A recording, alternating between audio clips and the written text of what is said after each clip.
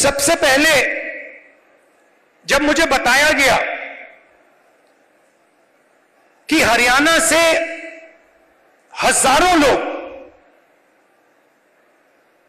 15-20 हजार लोग अमेरिका गए हैं, मैं हैरान हुआ। हरियाणा से इतने लोग अमेरिका क्यों जा रहे हैं, मेरे दिमाग में सवाल उठा। और फिर मैं डैलस में आपके भाइयों से एक छोटे से घर में जाके मिला। मैं आपको बताना चाहता हूं, आपके भाई डैलस में एक कमरे में 15-20 लोग सोते हैं। मैंने उनसे पूछा, आप अमेरिका कैसे आए? देशों की लिस्ट दे दी। पहले हम यहां गए, टर्की गए, कजाकिस्तान गए, कजाकिस्तान से साउथ अमेरिका गए, साउथ अमेरिका से एक के बाद एक, एक के बाद एक, एक के बाद एक हम दूसरे देशों से निकले। और फिर हम पनामा के जंगलों से निकलकर अमेरिका में जाए। अमेरिका में हमें रोका गया, पकड़ा गया, और अब हम अमेरिका में हैं। रास्ते की कहानी बताई राहुल जी। रास्ते पे माफिया के लोगों ने एक बार नहीं, अनेक बार हम सबको लूटा।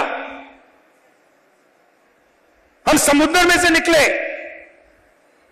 जंगलों में से निकले, पहाड़ों में से निकले। हमारे भाइयों को मरते हुए हमने देखा है, जंगल में मरते हुए देखा है, गिरकर मरते हुए देखा है, अपनी आंखों से देखा है। फिर मैंने सवाल पूछा, मैंने कहा कि भैया ये जो आपने सफर किया है, आप अमीर लोग तो नहीं हो। इस सफर के लिए, प्लेन टिकट के लिए,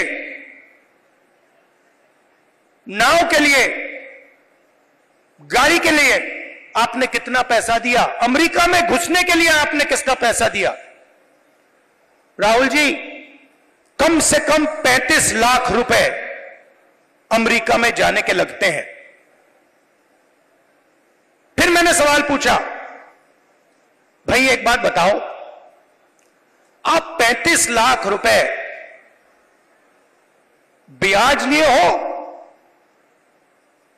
या आपने अपना खेत बेचा? आधों ने कहा कि भैया हमने अपना खेत बेचा, दूसरों ने कहा हम ब्याज लिए। मैंने कहा किस रेट पे ब्याज लियो? कहते हैं 2% प्रति महीना। फिर मैंने पूछा, भैया एक बात समझाओ, आपने 30 लाख, 35 लाख, 50 लाख कर्जा लिया है, आप अमेरिका जा रहे हो, 50 लाख रुपए से तो आप हरियाणा में ही बिजनेस चला लोगे। जैसे मैंने ये बात बोली हंसने लग गए। कहते राहुल जी क्या बोल रहे हो आप? 50 लाख रुपए से हरियाणा में बिजनेस नहीं चालू हो सकता है। अगर हमने 50 लाख रुपए, ये 50 लाख रुपए हरियाणा में बिजनेस चालू करने के लिए लगा दिए होते तो हमारा बिजनेस फेल हो जाता। किसी ने मुझे यह नहीं कहा कि राहुल जी मैंने ट्राई किया, फेल हो गया। बेरोजगारी है, महंगाई है। और जब उन्होंने मुझे बोला, मुझे दुख हुआ। उन्होंने बोला राहुल जी हरियाणा में हमारे जैसे लोगों के लिए अब कुछ नहीं बचा है। अगर एक युवा गरीब है, अरबपति का बेटा नहीं है, तो ना उसे बैंक लोन मिल सकता है, ना वो बिजनेस चालू कर सकता है, ना वो पब्लिक सेक्टर में जॉब पा सकता है, ना वो आर्मी में जा सकता है। एक के बाद एक, एक के बाद एक, एक के बाद एक, एक के बाद एक सारे दरवाजे आपके बंद कर दिए गए।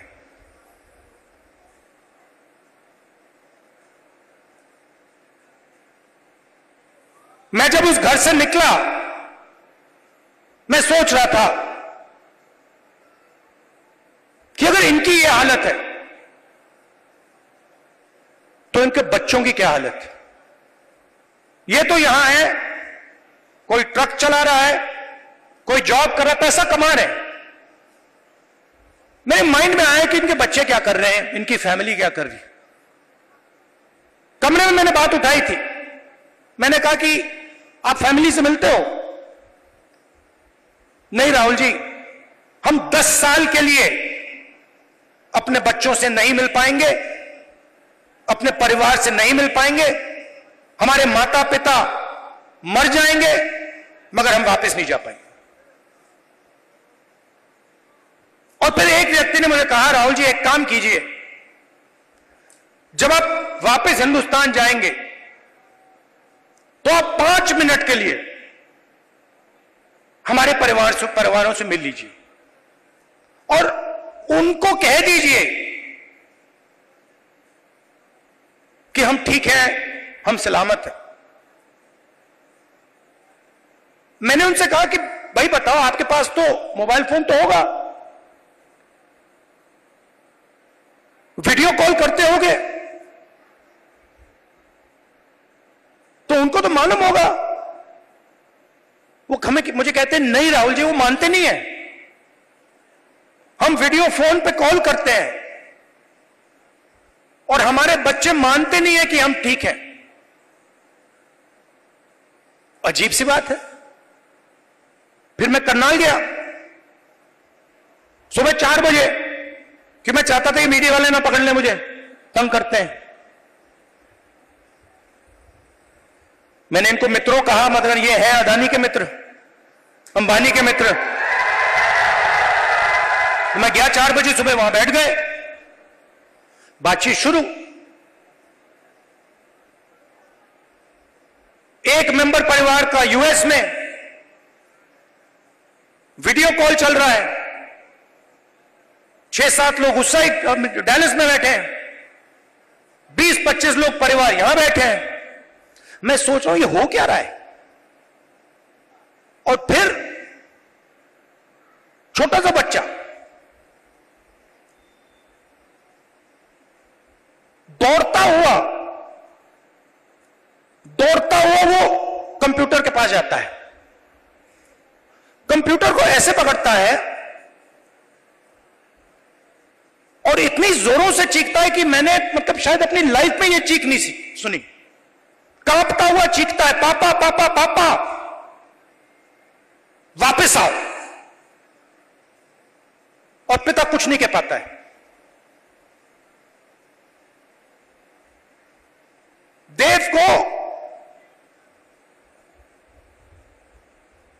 देव की आंखों में आंसू, चिल्ला रहा है।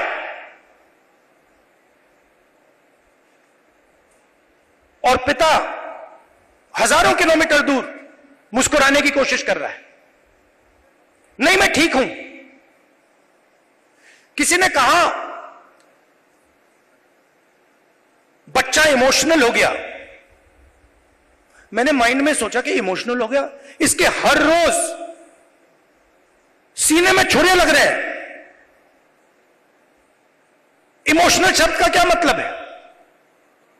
वो अपने पिता को 10 साल के लिए नहीं देखेगा, छू नहीं पाएगा, गले नहीं लग पाएगा।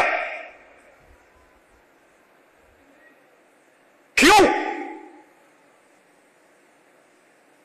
क्योंकि हरियाणा की सरकार ने हरियाणा को नष्ट कर दिया है, खत्म कर दिया है। वो देव की चीखें नहीं थी, वो हरियाणा के हर युवा की चीखें हैं।